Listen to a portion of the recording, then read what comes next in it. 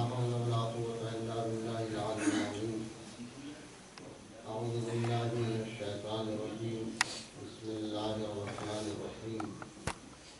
الحمد لله رب العالمين، والصلاة والسلام على أشرف الأنبياء والمرسلين، خاتم النبيين، شفيع المذنبين، رحمة للعالمين، بالقاسم محمد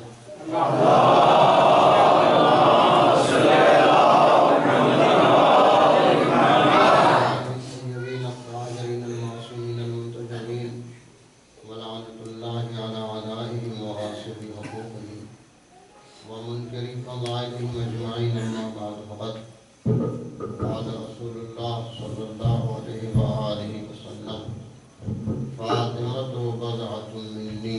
صلوات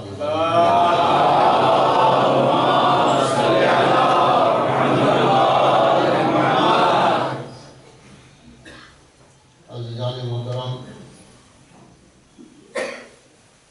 ہماری زندگی میں تاریخی اور غیر تاریخی بہت سی مناسبتیں ہیں، اور ان مناسبتوں میں کبھی غم ہوتا ہے تو کبھی جشن منایا جاتا ہے۔ مثلاً عید کا دن ہے تو انسان خوشی مناتا ہے، اگر وفات کی تاریخ ہے، شہادت کی تاریخ ہے کسی معصوم کی، تو انسان غم مناتا ہے۔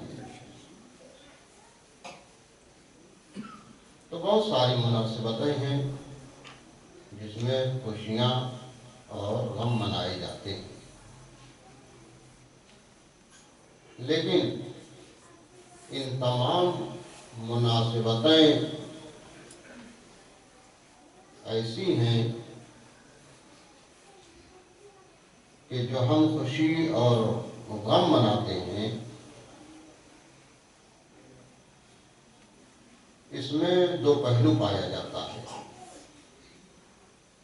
یعنی تمام مناسبتوں کو دو حصوں میں تقسیم کریں آپ تو ایک حصہ یہ ہوگا کہ ہم بعض مناسبتیں اس لیے مناتے ہیں کہ دینی فریضہ ہے ہمارا، اس لیے ان مناسبتوں کا خیال رکھتے ہیں اور اس میں جشن اور خوشی مناتے ہیں۔ مثلا عید کا دن ہے، بقرعید ہے، تو ہم اس میں خوشی اس لیے مناتے ہیں کہ یہ ہمارا دینی فریضہ ہے، اللہ کی طرف سے حکم ہے، لہذا ہم اس میں خوشی مناتے ہیں۔ یا بعنوان ارادت اور محبت ہم خوشی یا غم مناتے ہیں۔ مثلا ائمہ اطہار کی شہادت میں غم مناتے ہیں کیونکہ ہم ان سے محبت کرتے ہیں۔ اظہار محبت انہی مجلسوں سے ہوتا ہے، اظہار خوشی اور محبت جشن کے ذریعے سے ہوتا ہے۔ اسی لیے ان کی تاریخ شہادت یا تاریخ ولادت میں ہم خوشی اور غم مناتے ہیں۔ تو یہ اذراہ محبت ہے، اذراہ ارادت ہے جو ہم ان سے رکھتے ہیں۔ لیکن کچھ مناسبتیں ایسی ہیں کہ جن مناسبتوں میں ہم غم اور خوشی مناتے ہیں، وہ جنبہ اعتقادی اور ایمانی رکھتے ہیں۔ یعنی ان مناسبتوں کے ذریعے سے ہمارے اعتقاد کا اظہار ہوتا ہے، ہمارے ایمان کا اظہار ہوتا ہے، اس لیے ہم ان مناسبتوں کو منایا کرتے ہیں، خوشی یا غم کا اظہار کرتے ہیں۔ ایسی مناسبتیں جو جنبہ اعتقادی اور ایمانی رکھتی ہیں، ایسی بہت کم مناسبتیں ہیں، 3-4 مناسبتیں صرف ہیں۔ مثلا عید غدیر ہم جشن اس لیے مناتے ہیں کہ یہ عید جنبہ اعتقادی اور ایمانی رکھتا ہے۔ عید اس لیے انسان مناتا ہے کہ 30 روزے انسان رکھا، اس کے بعد اللہ کا حکم تھا، انسان نے عید منائی، اس میں اور کوئی بات نہیں ہے۔ ایک صلوات پڑھ محمد وآل محمد۔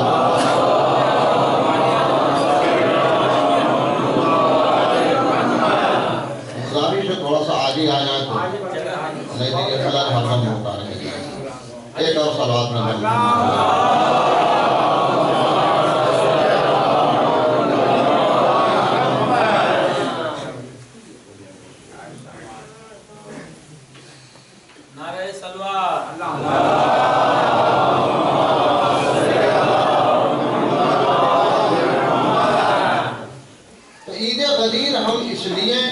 مناتے ہیں، اس میں خوشی کا اظہار اس لیے کرتے ہیں کہ یہ جنبہ اعتقادی اور ایمانی رکھتا ہے۔ چونکہ مولا کائنات کو خلیفہ بلا فصل ہونے کا اعلان غدیر کے میدان میں کیا گیا 18 ذی الحجہ کو، ان کی امامت کا اعلان کیا گیا، اس لیے ہم خوشی مناتے ہیں۔ خوشی منا کر کے اس بات کا اظہار کرتے ہیں کہ ہم بھی ان کو خلیفہ بلا فصل اور اپنا امام مانتے ہیں۔ یہ جنبہ اعتقادی ہے، ایمانی ہے، اعتقاد سے اس کا ربط ہے، عقیدے اور ایمان سے اس کا ربط ہے۔ اسی طریقے سے 15 شعبان المعظم ہم خوشی مناتے ہیں۔ یہ خوشی بھی روزے ولادت ہمارے آخری امام کی خوشی مناتے ہیں، کیوں؟ اس لیے یہ بھی جنبہ اعتقادی اور ایمانی رکھتی ہے۔ یہ خوشی اس تاریخ میں ایک جنبہ ایمانی اور اعتقادی پوشیدہ ہے، وہ یہ ہے کہ ہم خوشی منا کر کے اس بات کا اظہار کرتے ہیں کہ ہمارا امام آج کے دن جو پیدا ہوا ہے وہ پیدا ہو چکا ہے اور ابھی تک زندہ ہے، ان کی امامت میں ہم زندگی گزار رہے ہیں، اس بات کا ہم اظہار کرتے ہیں۔ تو یہ خوشی بھی اعتقادی ہے، ایمانی ہے۔ اسی طریقے سے ہم عاشور مناتے ہیں، محرم مناتے ہیں، یہ بھی جنبہ اعتقادی اور ایمانی ہے، کیونکہ امام حسین علیہ السلام کی جو جنگ تھی وہ صرف نماز کے لیے نہیں تھی، کیونکہ نماز یزیدی بھی پڑھ رہے تھے، ادھر والے بھی پڑھ رہے تھے۔ اگر یہی بات ہوتی تو آج انسان کہتا ہے ایک نمازی نماز پڑھنے والے کو مار رہا ہے، لیکن صرف عمل کی جنگ نہیں تھی بلکہ اعتقاد کی جنگ تھی۔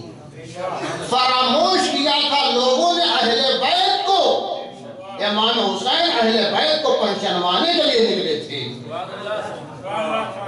اور اسی پر پردہ ڈالنے کے لیے یزیدی لوگ کہتے ہیں کہ 2 بادشاہ کی جنگ تھی، لیکن حقیقت میں یہ امامت کو سمجھانے کا موقع تھا۔ امام حسین اس لیے نکلے، تو یہ بھی اعتقادی غم ہے کہ ہم غم منا کر کے اس بات کا اظہار کرتے ہیں اور اظہار کر کے بتاتے ہیں کہ اہل بیت یہ ہیں، کربلا اس لیے وجود میں آئی تھی۔ آخری مناسبت جو اعتقادی اور ایمانی جنبہ رکھتی ہے وہ ہے ایام فاطمیہ۔ ایام فاطمیہ کیا ہے؟ ایام فاطمیہ یہ نہیں ہے کہ 13 جمادی الاولیٰ سے لے کر کے 3 جمادی الثانیہ تک۔ ایام فاطمیہ در حقیقت وفات رسول سے لے کر کے شہادت جناب فاطمہ زہرا تک۔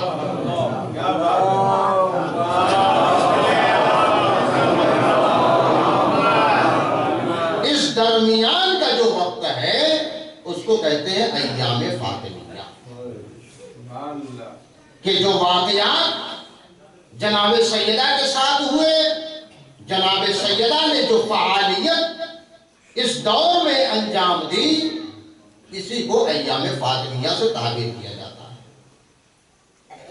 اب اگر آج کی تاریخ مان لیں تو 95 دن ہوتے ہیں وفات رسول سے لے کر کے شہادت جناب سید کونین تک، اور اگلی والی روایت اگر مان لیں 3 جمادی الثانیہ تو 75 دن ہوتے ہیں۔ تو ایام فاطمیہ در حقیقت یا 95 دن ہے یا 75 دن ہے۔ یہ ایام فاطمیہ کا منانا یہ بھی جنبہ اعتقادی رکھتا ہے۔ ہم غم مناتے ہیں اس لیے تاکہ دشمن حقیقت پر پردہ نہ ڈالنے پائے، حقیقت کا چھپانا کس کو چاہتا ہے دشمن۔ دیکھیے حملہ انہی 4 جنبہ اعتقادی پر ہوا ہے، انہی 4 مناسبتوں پر ہمیشہ ہوا ہے۔ عید پر کسی نے حملہ نہیں کیا اس تک کہ عید کیوں مناتے ہو تم۔ کسی نے باقی اماموں کی روز ولادت و شہادت پر حملہ نہیں کیا۔ کسی کو مطلب ان چیزوں سے نہیں ہے کہ چھٹے امام کب پیدا ہوئے کب شہید ہوئے، نوے امام کب پیدا ہوئے کب شہید ہوئے۔ عید کیوں منائی جاتی ہے آج ہی کے دن کا، کیوں؟ کسی نے حملہ نہیں کیا، کسی نے اعتراض نہیں کیا، لیکن اعتراض جو کیا گیا ہے وہ محرم پر، ایام فاطمیہ پر، غدیر پر اور 15 شعبان پر۔ حملہ دشمن کے طرف سے انہی 4 پر ہوتا ہے۔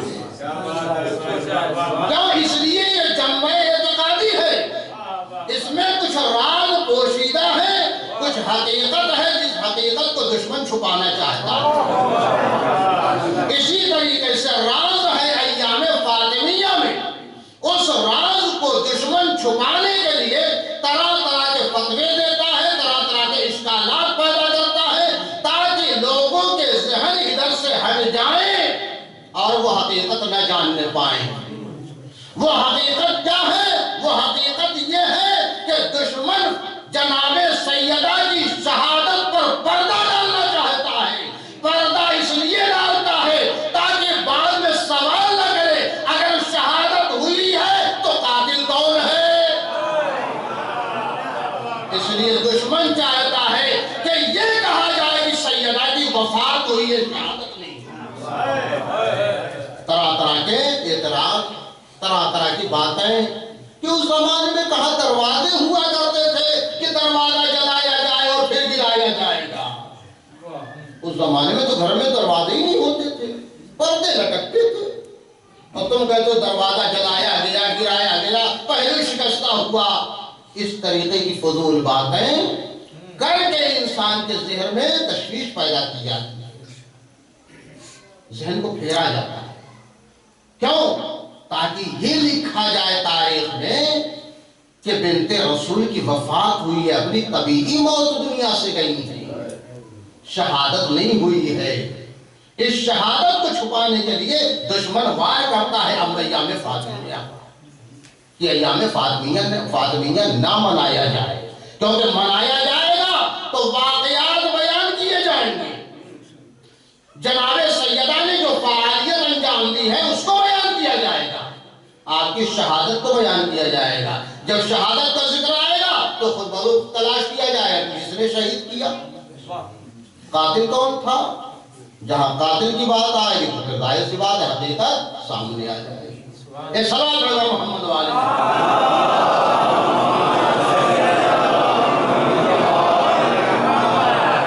تو یہ ہے ایام فاطمیہ، یہ جنبہ اعتقادی رکھتا ہے، اس کا ربط ہمارے اعتقاد اور عقیدے ایمان سے ہے، اس لیے ایام فاطمیہ مناتے ہیں۔ 2 اہم اعتراضات کی خدمت میں عرض کروں۔ کہا یہ جاتا ہے کہ ان واقعات کو آپ کیوں بیان کرتے ہیں جو بنت رسول کے زمانے میں واقع ہوئے، ان فعالیتوں کو بیان آپ کیوں کرتے ہیں؟ اس سے اتحاد پر فرق آتا ہے، اتحاد خراب ہوتا ہے مسلمانوں کے درمیان۔ دوری پیدا ہوتی ہے، لہذا نہ بیان کیجیے۔ آج ضرورت ہے کہ اتحاد کیا جائے، ایک دوسرے کے قریب لوگ آئیں، ایک دوسرے سے ہمدردی جتائیں، اور ایام فاطمیہ منافی اتحاد ہے، لہذا ان واقعات کو نہ بیان کیجیے، ان کو رہنے دیجیے، تاریخ کے حوالے کر دیں۔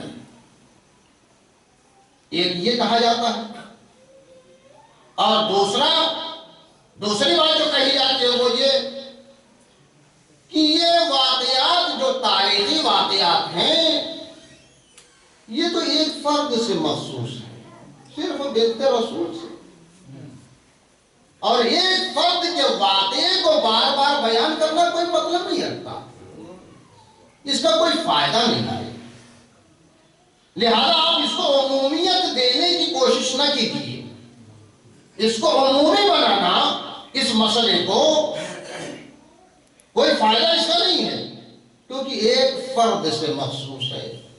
جب کوئی بات کسی ایک فرد سے مخصوص ہوتی ہے تو اس کو ذکر کرنا بے فائدہ ہوتا ہے۔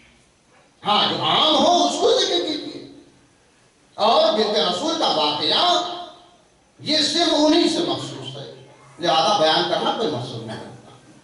یہ باتیں دشمن کی طرف سے کہی جا رہی ہیں، لیکن دونوں کا جواب ہمارے پاس ہے، یہ کہ ایام فاطمیہ منانا منافی اتحاد ہے، یہ اتحاد پر ضرب کاری لگاتا ہے، عالم اسلام کو متحد نہیں ہونے دے گا اگر آپ اس کا ذکر کریں گے۔ ہم بھی یہ کہیں گے کہ یقیناً اتحاد کرنا بڑی اچھی بات ہے، متحد ہونا ایک عقلی بات ہے کہ تمام عالم اسلام کو متحد ہونا چاہیے، ہم بھی قبول کرتے ہیں، اور آج سے زیادہ مذہب شیعہ نے اس بات پر زور دیا ہے اور کام بھی کیا ہے کہ عالم اسلام متحد ہو جائے، لیکن ہم ایک بات کہتے ہیں کہ اتحاد کا محور حق ہونا چاہیے، نہ کہ باطل۔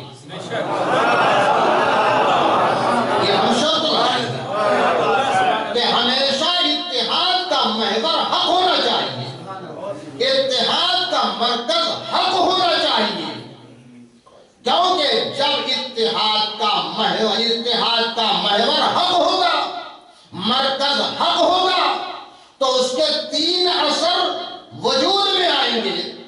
وہ تین اثر وجود میں یہ آئیں گے کہ ایسا اتحاد جو حق پر ہوگا وہ بڑا مضبوط ہوگا، وہ دشمن شکن ہوگا اور دینی ہوگا۔ یہ تین اثر اس کے وجود میں آئیں گے۔ ایسا اتحاد جو حق پر ہو، ایک تو یہ کہ بڑا مضبوط اور محکم ہوگا، دوسرا یہ کہ دشمن شکن بھی ہوگا، دشمن کو نستنابود بھی کرے گا، وہ مغلوب کر دے گا، تیسرے یہ کہ ایسا اتحاد جب حق پر ہوگا تو پھر وہ دینی کہلائے گا، وہ دنیاوی نہیں کہلائے گا، وہ مفاد والا نہیں کہلائے گا، وہ صد در صد دینی کہلائے گا۔ تو اتحاد کرو تو ایسا اتحاد کرو۔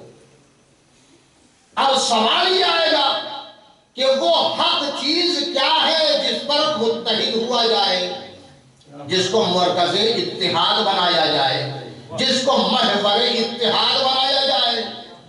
تو صرف ہم نہیں پیش کریں گے، آپ کے کتابوں سے پیش کریں گے کہ وہ حق چیز کیا ہونی چاہیے کہ جس پر اتحاد کیا جائے تو یہ تین اثرات وجود میں آئے۔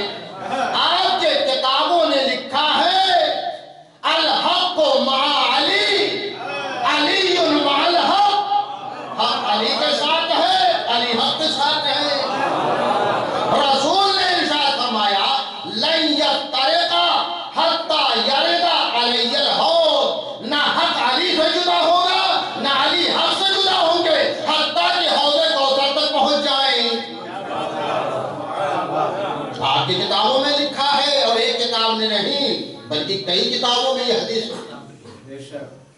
کہ رسول نے ارشاد فرمایا کہ حق کہاں ہے؟ علی کی ذات جہاں علی ہے وہاں حق ہے، جہاں حق ہے وہاں علی ہے، لہذا اس حق پر اتحاد کرو تاکہ یہ اتحاد محکم بھی ہو، دشمن شکن بھی ہو اور دینی بھی ہو جائے۔ اس بات پر اتحاد کرو، یہ مضبوط ہوگا یہ اتحاد۔ اور ایسے ہی اتحاد کی دعوت، ایسے ہی اتحاد کا نسخہ جناب سیدہ نے اپنے خطبہ فدقیہ میں دیا ہے۔ جناب سیدہ جب دربار خلافت میں گئی، خطبہ دیا، تو اس خطبے میں ارشاد فرمایا کہ امت مسلمہ کیسے متحد ہو سکتی ہے؟ رسول کے ساتھ، رسول کے بعد اگر تم متحد رہنا چاہتے ہو تو متحد رہنے کا محور اور مرکز کیا ہو سکتا ہے؟ جناب سیدہ نے خطبے میں فرمایا کہ جعل اللہ طاعتنا نظاما للملت، اللہ نے ہماری اطاعت کو تم پر اس لیے واجب کر دیا تاکہ تم ایک پلیٹ فارم پر رہو، تم متحد رہو، تم منظم رہو۔ ہماری اطاعت اگر کرو گے تو متحد رہو گے، یعنی متحد ہونے کا محور اور مرکز اطاعت علی اور اہل بیت علیہ السلام ہے۔ اتحاد چاہتے ہو تو حق کو تلاش کرو، حق پر اتحاد کرو تاکہ سب متحد ہو جائیں۔ باطل پر اتحاد کرو گے تو باطل کے بارے میں کیا کہا قرآن نے؟ ان الباطل کان زہوقا، آج نہیں تو کل باطل جانے ہی والا ہے، وہ ٹکنے والا نہیں ہے باطل، کبھی نہ کبھی وہ اتحاد ختم ہو جائے گا، قرآن نے کہا۔ لہذا ایسی ذات پر اتحاد کرو، ایسی چیز پر اتحاد کرو جو حق ہو۔ حق کیا چیز ہے؟ علی کی ذات، اہل بیت علیہ السلام کی اطاعت۔ جناب سید کونین نے بتایا، یہ نسخہ بتایا، متحد ہونے کا محور ہماری اطاعت ہے، ہم اہل بیت کی اطاعت ہے۔ ایک جملہ یہ کہا جناب سیدہ نے خطبے میں اپنے، اسی خطبے میں دوسرا جملہ جناب سیدہ نے فرمایا، نسخہ اتحاد دیا دنیا والوں کو لیے، دنیا والوں کے لیے۔ ان امامتنا امانا للملت، جناب سیدہ نے فرمایا کہ ہم اہل بیت کی رہبری امانا من الفرقت، کہ ہم اہل بیت کی رہبری امت کو افتراق سے بچانے والی ہے، بکھرنے نہیں دے گی ہم اہل بیت کی رہبری۔ لہذا ہم اہل بیت کو رہبر بناؤ گے تو تم بکھرنے سے بچ جاؤ گے۔ یہ کب کہا جناب سیدہ نے؟ آج سے 1400 سال پہلے یہ نسخہ دیا، رسول کی آنکھ بند ہوئی، اسی وقت نسخہ جناب سیدہ نے بتا دیا کہ اگر تم نے یہ نسخہ اپنایا ہوتا تو آج امت مسلمہ 73 فرقوں میں نہ بٹتی۔ 73 فرقوں میں بٹنے کا راز یہ ہے کہ تم نے اطاعت اہل بیت کو چھوڑ دیا، اس لیے تم بکھر گئے۔ ایک صلوات پڑھیں بر محمد و آل محمد۔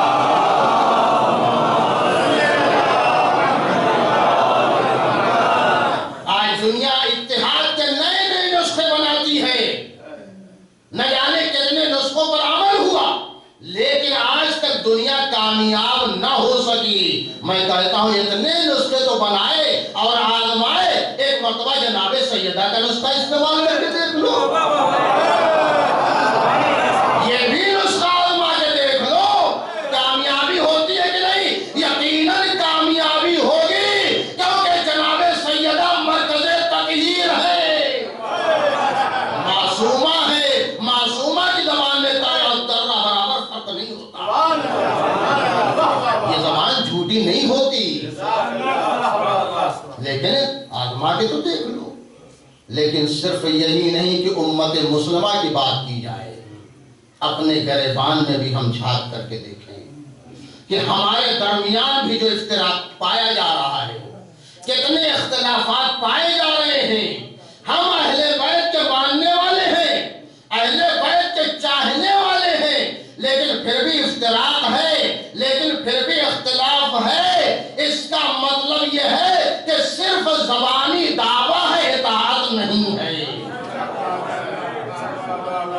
اگر ہم نے اطاعت کی ہوتی زبانی دعوے کے ساتھ تو ہمارے درمیان اختلاف نہ ہوتا، ہمارے درمیان اختلاف نہ ہوتا، کیونکہ صرف چاہنے میں اتحاد نہیں پیدا ہوتا بلکہ اطاعت میں اتحاد پیدا ہوتا ہے۔ ایک اور صلاۃ پڑھیں محمد۔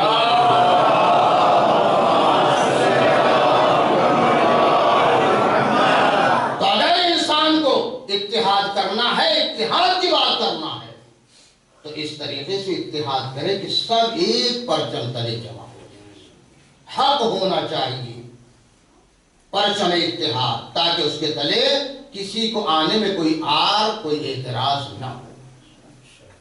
یہ پہلا اعتراض کیا جاتا ہے کہ ایام فاطمیہ نسخہ اتحاد دیتا ہے دنیا کو، اس لیے ہم ایام فاطمیہ ہم مناتے ہیں۔ جناب سیدہ نے جو نسخہ اتحاد دیا، ہم اسی کا پرچار کرتے ہیں، دنیا والوں کو بتاتے ہیں کہ کہاں تم ڈھونڈ رہے ہو نسخہ اتحاد۔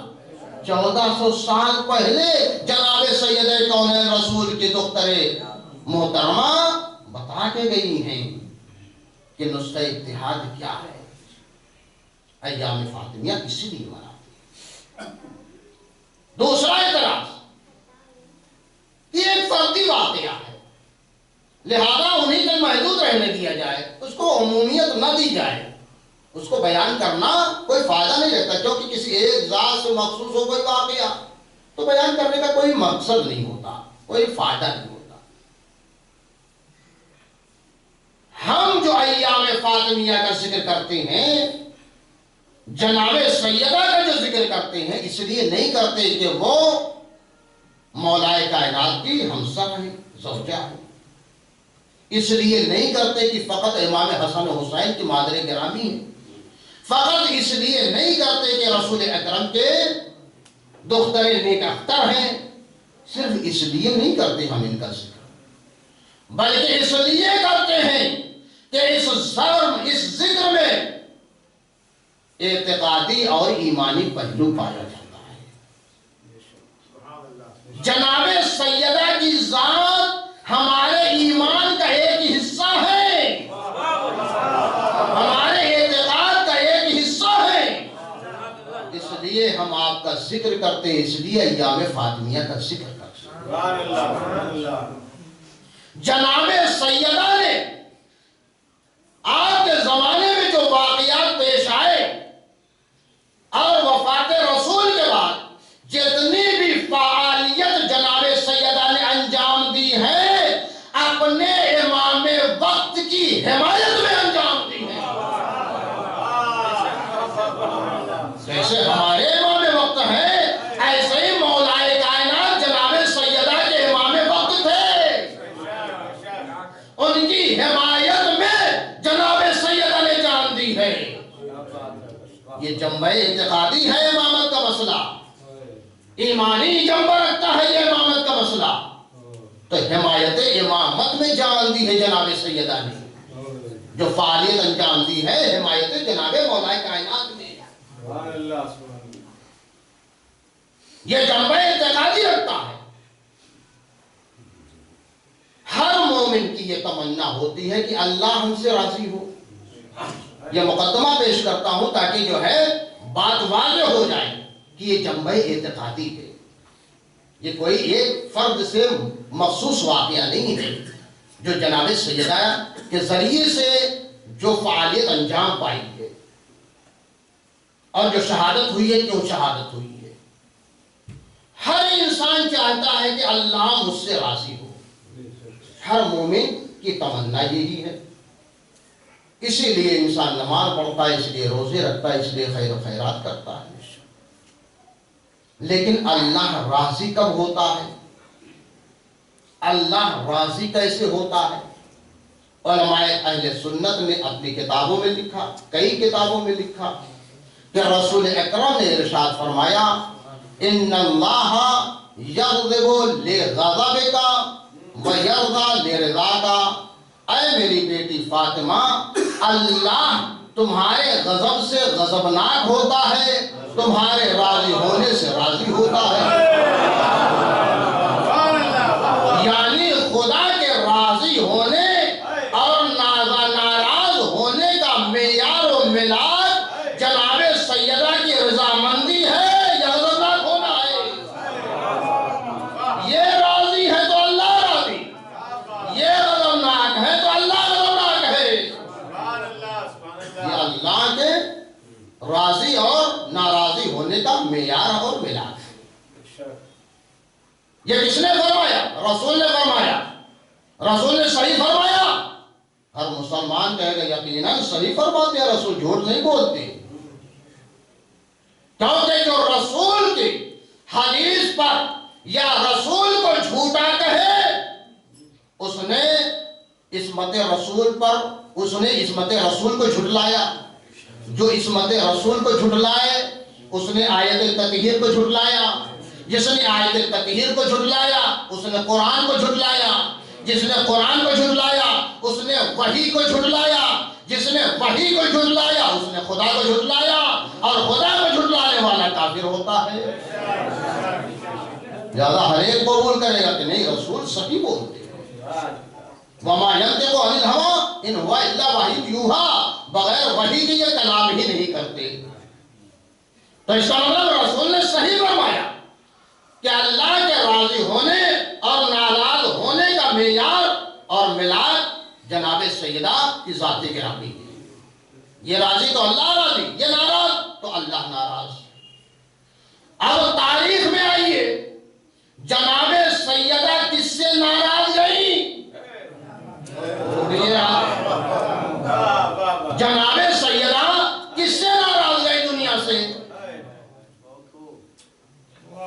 رسول کی حیات کے بعد خلیفہ اول نے کیا کیا؟ باغ فدق سے ان عاملین اور مزدوروں کو نکال دیا جو جناب سیدہ کی جانب سے رکھے گئے تھے کام کرنے کے لیے، نکال دیا سب کو، اور باغ فدق پر قبضہ کر لیا۔ جناب سیدہ آئیں، دربار خلافت میں آئیں، اپنا حق مانگنے کے لیے۔ رسول نے جو آپ کو ہدایت کیا تھا اس کو واپس لینے کے لیے آئی دربار خلافت میں خلیفہ اول کے پاس، اور تنہا نہیں آئی، زبانی دعویٰ لے کر کے نہیں آئی، وہ سند بھی لے کر کے آئی جو رسول لکھ کر کے گئے تھے۔ میں تو کہتا ہوں سند بھی نہ ہوتی تو حق مانگنے کے لیے جناب سیدہ کی زبان ہی کافی تھی، کیونکہ مرکز آیت تطہیر ہے جناب سیدہ کی ذات گرامی۔ لیکن جناب سیدہ بنفس نفیس کسی کو بھیجا نہیں، خود آئی، رسول کا ہبہ نامہ بھی لے کر کے آئی جو رسول نے تحریر فرمایا، اور تیسرے 5 گواہ بھی لے کر کے آئی۔ ام ایمن ایک خاتون، اسماء بنت امیس دوسری خاتون، جناب حسنین 4، مولائے کائنات 5۔ یہ 5 افراد ساتھ لے کر کے آئے گواہ بنا کر کے کہ رسول نے مجھے ہبہ کیا ہے باغ فدق، یہ 5 حضرات گواہ ہیں، اور یہ لکھا ہوا سند بھی ہے۔ لیکن کیا کیا خلیفہ وقت نے؟ کہا نہیں، یہ گواہ تو آپ ہی کے ہیں، لہذا آپ ہی کے نفع میں گواہی دیں گے، لہذا ایسی گواہی قبول نہیں کی جائے گی۔ چونکہ آپ ہی کے طرفدار ہیں، اسماء بھی آپ کی طرفدار، ام ایمن بھی آپ کی طرفدار، حسنین آپ کے بیٹے ہی ہیں، علی آپ کے شوہر ہی ہیں، یقیناً آپ ہی کے حق میں گواہی دیں گے، لہذا ایسے لوگوں کی گواہی قبول نہیں کی جائے گی۔ جناب سیدہ نے قرابت کو کنارے رکھ دیا، رشتے کو الگ رکھا، جان پہچان اور دوسری چیزوں کو الگ رکھ دیا. اب حدیث رسول سے تعارف کرانا شروع کیا ایک ایک کو. ایک ایک کا تعارف حدیث رسول سے کروایا. کہا سن لے ام ایمن کون سی خاتون ہے؟ ام ایمن وہ خاتون ہے جن کے بارے میں رسول نے ارشاد فرمایا کہ ام ایمن زنان بہشت سے ایک زن ہے. جنتی خواتین میں سے ایک خاتون کا نام ہے ام ایمن. میں کسی قرابت کی بنیاد پر نہیں لے کے آئی ہوں، رسول نے تعارف کرایا ہے اس لیے لے کر کے آئی. بتاؤ جس کے بارے میں رسول سند دے کیا وہ عورت جھوٹ بولے گی میری طرفداری کے لیے؟ اسماء بنت عمیس وہ خاتون ہے کہ جن کے بارے میں رسول نے فرمایا کہ اسماء خیر پر ہے، ان کی نسل بھی خیر پر ہے. وہ عورت جو زبان رسول سے خیر پر ہو کیا میری خاطر جھوٹ بولے گی؟ میری خاطر جھوٹ بولے گی؟ یعنی تم مجھ کو نہیں جھٹلا رہے ہو، رسول کو جھٹلا رہے ہو. اسماء کو جھٹلانا رسول کو جھٹلانا ہے. اسماء ام ایمن کو جھٹلانا رسول کو جھٹلانا ہے. اس کے بعد یہ دونوں میرے بچے میرے بیٹے کی حیثیت سے نہیں آئے ہیں. رسول نے ارشاد فرمایا ان الحسن والحسین سیدہ شباب اہل الجنہ، یہ جوانان جنت کے سردار ہیں، اس حیثیت سے لے کر کے آئی. یہ جھوٹ بولیں گے؟ ان کو جھٹلانا رسول کو جھٹلانا ہے، کیونکہ رسول نے فرمایا سیدہ شباب اہل الجنہ. یہ علی صرف شوہر کی حیثیت سے نہیں لائی ہوں، رسول نے فرمایا علی منی وانا منہ، الراد علی علی راد علی، علی مجھ سے ہے میں علی سے ہوں. جو علی کو جھٹلائے گویا اس نے مجھ کو جھٹلایا. یہ رسول نے فرمایا. علی کو جھٹلانا رسول کو جھٹلانا ہے. لیکن آخر میں کیا جواب دیا؟ وہی پھر جواب ملا، نہیں چونکہ یہ آپ کے اپنے ہیں لہذا گواہی قبول نہیں کی جائے گی. دیکھیں کتنی حدیثوں کو جھٹلا دیا تخت خلافت پر بیٹھے ہوئے خلیفہ نے. ام ایمن کے بارے میں رسول نے فرمایا اس حدیث کو جھٹلایا. اسماء بنت عمیس کے بارے میں حضور نے فرمایا اس حدیث کو جھٹلایا، بات نہیں مانی گئی. حسنین کے بارے میں حدیث اس کو بھی جھٹلایا گیا. علی کے بارے میں حدیث رسول اس کو بھی جھٹلایا. اب جو رسول کو جھٹلائے اس نے عصمت رسول کو جھٹلایا. جس نے عصمت رسول کو جھٹلایا اس نے قرآن کو جھٹلایا، کیونکہ عصمت رسول قرآن سے ثابت ہے. جس نے قرآن کو جھٹلایا اس نے وحی الہی کو جھٹلایا. جس نے وحی الہی کو جھٹلایا اس نے قرآن، اس نے اللہ کو جھٹلایا. اور اللہ کو جھٹلانے والا کافر ہوتا ہے. اب معلوم ہوا جناب سیدہ نے سلام کا جواب کیوں نہیں دیا. کافر کے سلام کا جواب نہیں دیا جاتا. سلوات پڑھیں محمد وآلہ.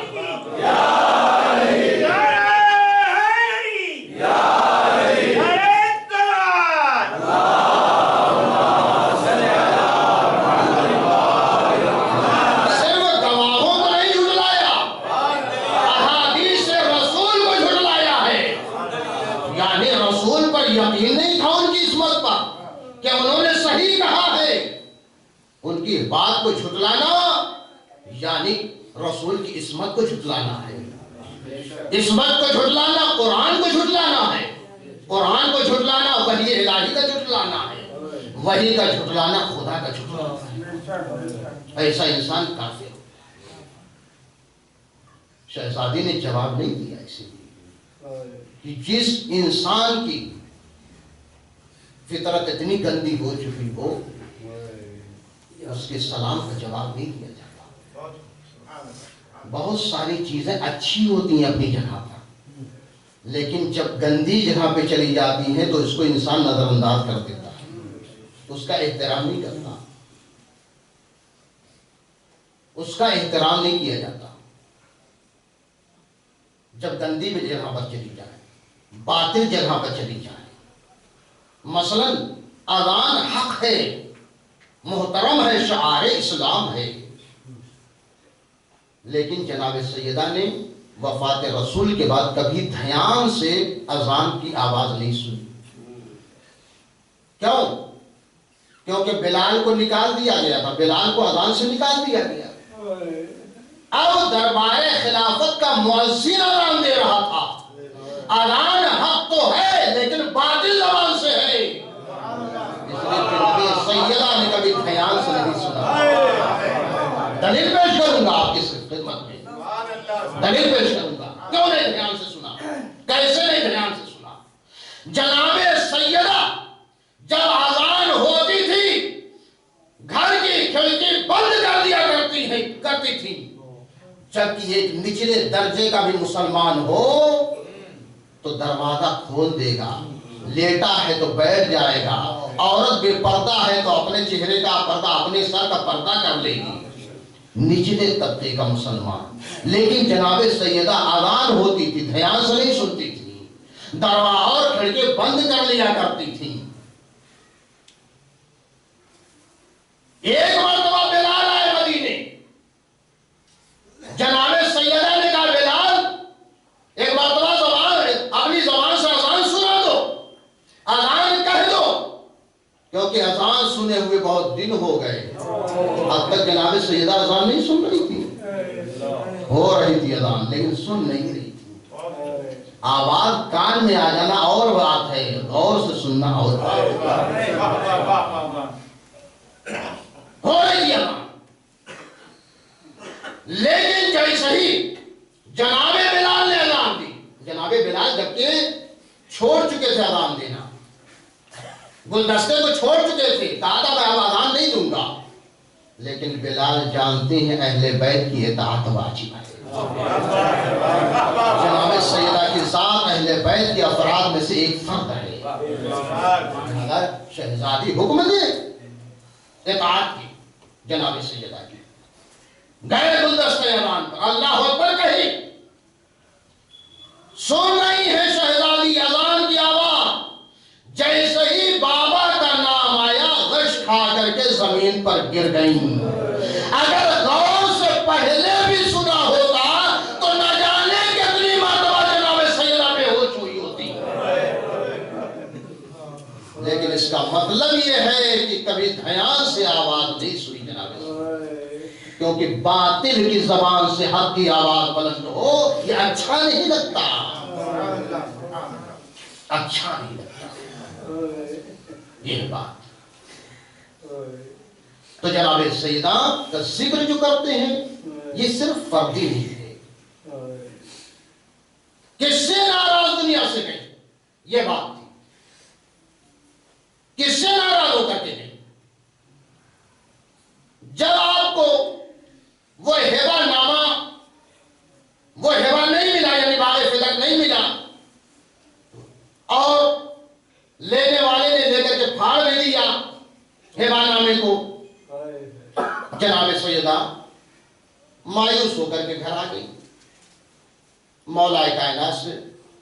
نہیں، اس سے پہلے ایک اور بات ہوئی تھی کہ علم کے لیے عرض کر دوں تاکہ بات ادھوری نہ رہ جائے۔ جناب سیدہ نے ایک اور بات کہی، ٹھیک ہے اگر بعنوان ہبہ تم مجھے نہیں دیتے تو کم سے کم بعنوان میراث تو مجھے دے دو، کیونکہ میں رسول کی اکلوتی بیٹی ہوں۔ بیویوں کا مختصر حق ہوتا ہے شوہر کے مال میں، لیکن میرا حق تو زیادہ ہے، جو میرا حق ہے حق ہی سمجھ کے تم مجھے واپس دے دو۔ لیکن فوراً حدیث گڑھ دی گئی کہ نحن معاشر الانبیاء ما ترکنا صدقہ، کہ رسول نے ارشاد فرمایا معاذ اللہ کہ ہم انبیاء جو بھی چھوڑتے ہیں وہ صدقہ ہوتا ہے، میراث نہیں ہوتا کسی کا۔ بہرحال جناب سیدہ اتمام حجت کر کے آ گئی گھر، مولا کائنات سے شکایت کی، میں گئی تھی دربار میں، ایسے ایسے واقعات پیش آئے، مولا کائنات نے ایک اور مشورہ دیا جناب سیدہ کو، کہا بنت رسول ایسا ہے، آپ ایسے وقت جائیے خلیفہ وقت کے پاس کہ جب وہ ثانی نہ ہو، جب وہ ثانی نہ ہو، وہ دوسرا والا قریب میں نہ ہو، اس وقت جائیے اور نصیحت کیجیے، ہو سکتا ہے نصیحت آپ کی کچھ اثر انداز ہو جائے اور وہ آپ کو آپ کا حق واپس دے دے۔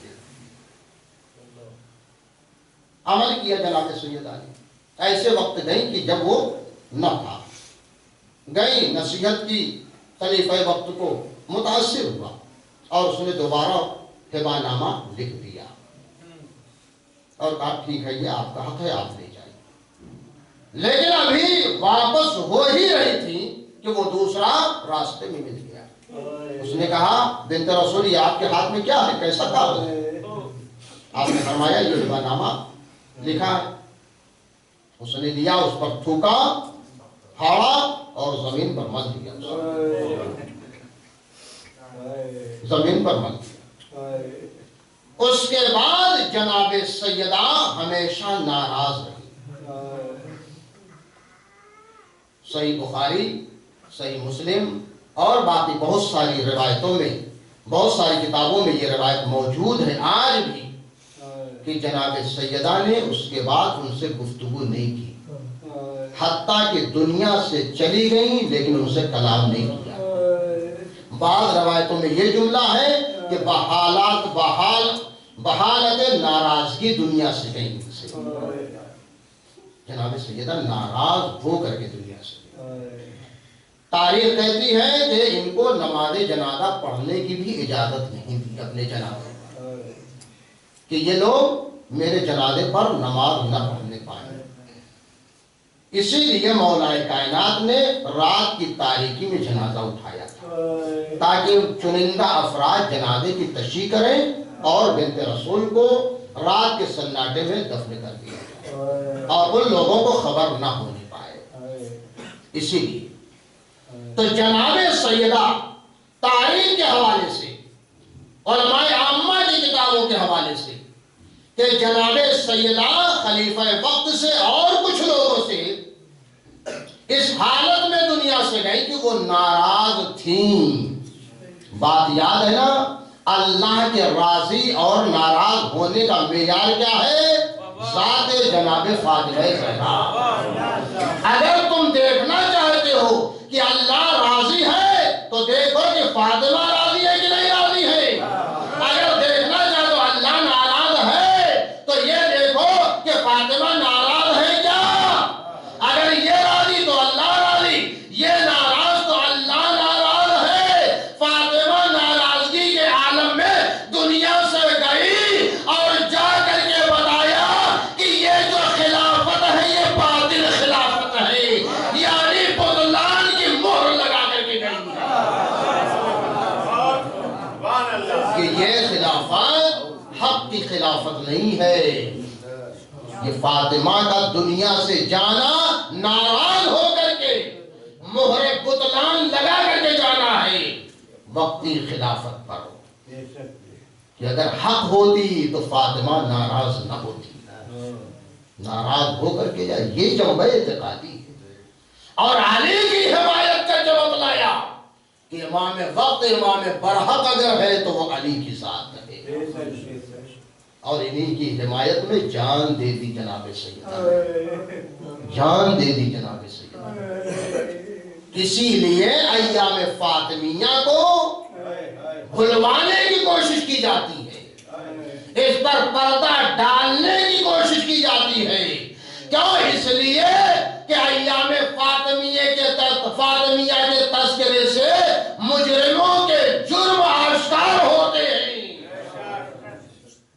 ان پر پردہ پڑا رہے، اس لیے اس کے اوپر پردہ ڈالا جاتا ہے۔ اس پر طرح طرح کے فتوے لگائے جاتے ہیں، اس میں طرح طرح کی جو ہے شک و شبہات پیدا کی جاتی ہیں تاکہ انسان کا ذہن کسی اور طرف چلا جائے۔ لیکن ہم اسی لیے مناتے ہیں تاکہ ہم ثابت کریں کہ حق کیا ہے، باطل کیا ہے، حق کیا ہے، باطل کیا ہے، سچ کیا ہے، جھوٹ کیا ہے۔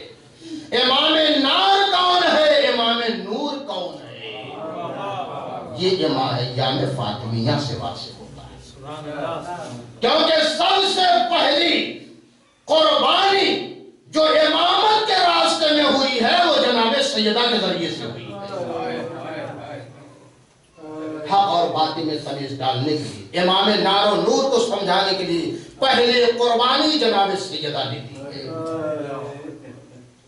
تو یہ عقیدے کا مسئلہ ہے، یہ ایمان کا مسئلہ ہے، صرف تاریخی مسئلہ نہیں ہے، صرف کتابوں میں رہنے دیا جائے۔ کتنا ظلم کیا گیا اسی خاطر کہ سیدہ کی زبان بند ہو جائے، زبان جناب سیدہ حق گوئی سے کام نہ لے، وہ خاموش ہو جائیں۔ کتنا ظلم کیا گیا کہ جناب سیدہ کو یہ مرثیہ پڑھنا پڑا، صبت علیہ مسائب صبت علیہ ایام سرن علیہ۔ اے بابا آپ کے بعد اتنی مصیبتیں ڈھائی گئی، رود روشن پر پڑھتی تو تاریخی مقدم۔ ہاں زادارو، جناب محسن کی شہادت ہونا کوئی معمولی بات نہیں۔ رسول کے انتقال کے فوراً بعد بیٹی کا حال یہ ہو گیا کہ اس کی حرمت کو پامال کیا جا رہا ہے، اتنی پامال کی گئی حرمت کو کہ تماچے لگائی جاتی ہیں، تلوار کی نیام سے ضربت لگائی جا رہی ہے، گھر کا دروازہ جلا دیا جا رہا ہے، اتنی حرمت پامال کی گئی، کوئی پاس و لحاظ نہیں رہ گیا کہ یہ بنت رسول ہے۔ ہاں زادارو، مولا کائنات کے ضربت لگنے کے بعد، پہلو شکستہ ہونے کے بعد جناب سیدہ مسلسل علیل رہا کرتی تھی، اور بیماری کا یہ حال ہو چکا تھا کہ جناب سیدہ کے پورے بدن میں پورا بدن پیلا پیلا ہو چکا تھا، سرد ہو چکا تھا۔ ابن عباس کہتے ہیں میں ایک مرتبہ احوال پرسی کے لیے پہنچا جناب سیدہ کے پاس، جب شدید غم میں جناب سیدہ ہوا کرتی تھی تو پیلا رومال اپنے ماتھے پر باندھ لیا کرتی تھی۔ میں گیا تو میں نے دیکھا کہ پیشانی پر پیلا رومال بدھا ہوا ہے، لیکن میں تمیز نہیں کر پا رہا تھا کہ رومال کا رنگ زیادہ پیلا ہے یا بدن کا رنگ زیادہ پیلا ہے۔ یہ حال ہو چکا تھا جناب سیدہ۔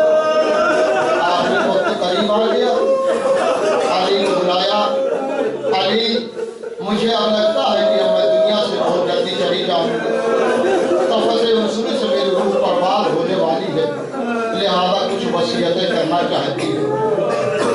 علی نے سب کو ہٹا دیا وہاں سے، کہا بنت رسول وصیتیں فرمائیے، جو بھی وصیت ہوگی علی اس پر عمل کرے گا۔ ہاں زادارو، جناب سیدہ نے بیان کیا وصیت کو، اس کے بعد علی مسجد میں تشریف لے آئے، بیٹھے ہوئے ہیں، تھوڑی دیر نہ گزری تھی کہ تسبیح و تحلیل کی آواز بند ہوئی۔ اسما نے سمجھ لیا کہ اب دنیا میں جناب شہزادی کونین نہ رہی، داخل ہوئی، آپ کے بدن پر ایک چادر ڈال دیا۔ تھوڑی دیر بعد حسنین تشریف لائے، کہا مادر گرامی کہاں ہے؟ کہا بچوں پہلے کھانا کھا لو۔ ماں نے کھانا تیار کر کے رکھ دیا ہے، پہلے کھانا کھا لو اس کے بعد بتاتی ہوں۔ کہا اسما کیا تم نے کبھی دیکھا بغیر ماں کہ ہم نے کھانا کھایا؟ مجبور ہو گئی اسما، کہا بچوں حجرے میں جاؤ، ماں آرام فرما رہی ہے۔ اب جو بچے حجرے میں آئے، چادر ہٹایا تو کیا دیکھا؟ انا للہ و انا الیہ راجعون، اماموں کو اتار دیا، سر و سینہ پیٹنے لگے۔ اسما نے کہا یہ بچوں جاؤ جلدی سے، بابا کو مسجد میں خبر کر دو کہ مادر گرامی دنیا میں نہ رہی۔ بچے جیسے ہی داخل ہوئے مسجد میں، علی سمجھ گئے کہ خبر شہادت آ گئی۔ علی اٹھے بھاگنا چاہتے ہیں، ایک مرتبہ زمین پر گر پڑے، غش کھا گئے مولا کائنات۔ پانی کا چھڑکاؤ ہوا، ہوش میں آئے مولا کائنات، تشریف لے آئے زادارو، غسل و کفن کا اہتمام کیا گیا۔ مولا کائنات غسل دے رہے ہیں، غسل دیتے دیتے ایک مرتبہ چیخ نکل گئی مولا کائنات کے تہنے مبارک سے۔ غسل دینے کے بعد سلمان نے پوچھا مولا کبھی زندگی میں ایسی چیخ آپ کی زبان سے آپ کے منہ سے نہیں سنی۔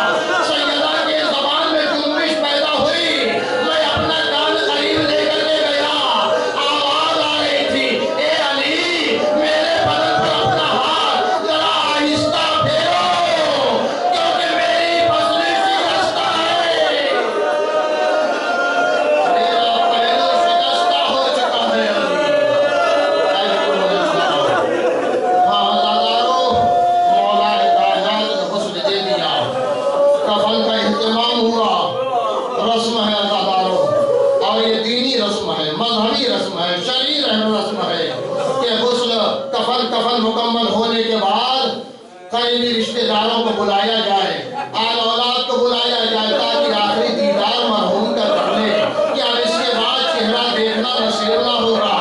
علی نے کفن مکمل کرنے کے بعد بچوں کو بلانا شروع کیا۔ ہاں وزاداروں، بس جناب حسنین کے بارے، جناب امام حسین کے بارے میں تاریخ نے لکھا کہ جب امام حسین کو بلایا تو امام حسین نے کہا بابا اس وقت تک حسین نہ آئے گا جب تک مادر گرامی خود سے نہ بلائیں گے، جب تک مادر گرامی خود سے نہ بلائیں گے۔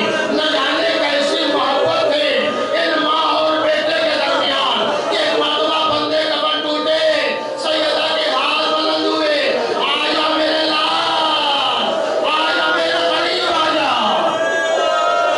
حسین آگے بڑھے، ماں کے سینے سے لپٹ گئے، جبریل امین نازل ہوئے، اے علی حسین کو ماں کے سینے سے جدا کر لو، فرشتوں میں قرآن بتا ہے، میں رہوں گا مولا، بڑی محبتوں سے بیٹے کو ماں سے جدا کیا ہوگا، بڑی شفقتوں سے جدا کیا ہوگا، چاہنے والے ہیں مدینہ کی سرزمین ہے، اے مولا ذرا کربلا کے میدان گنج شہیدہ میں آئیے، ایک بچی ہے جو اپنے بابا سے لپٹی ہوئی ہے، جدا کرنے والا شمر جیسا ملعون ہے، ارے بچی کو جدا کرتا ہے، کبھی تماشے لگاتا ہے، کبھی درے لگاتا ہے، بچی تڑپ کے کہتی ہے اے شیر مجھے میرے بابا سے جدا نہ کر، میرے بابا سے